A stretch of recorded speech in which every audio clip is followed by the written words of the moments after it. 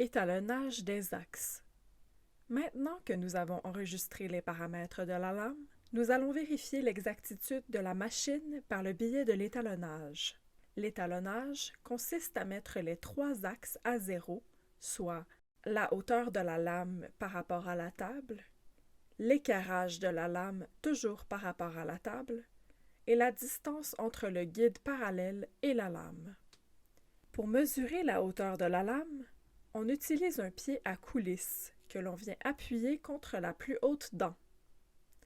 Ensuite, on vérifie la perpendicularité de la lame par rapport à la table en acier, à droite de la lame, à l'aide d'un équerre de précision ou fausse équerre numérique. Il faut veiller à appuyer l'équerre contre le corps de la lame sans toucher à la pointe de dent, ce qui fausserait la mesure.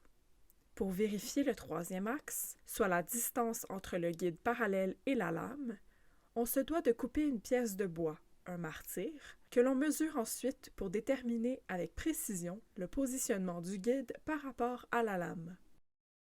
Ces trois étapes complétées, on indique à la machine la valeur réelle des trois axes que l'on vient de mesurer via la touche 0 axe du menu principal. Voici comment procéder. On sélectionne tout d'abord l'axe que l'on souhaite corriger, puis on entre la valeur au clavier qui apparaît à l'écran.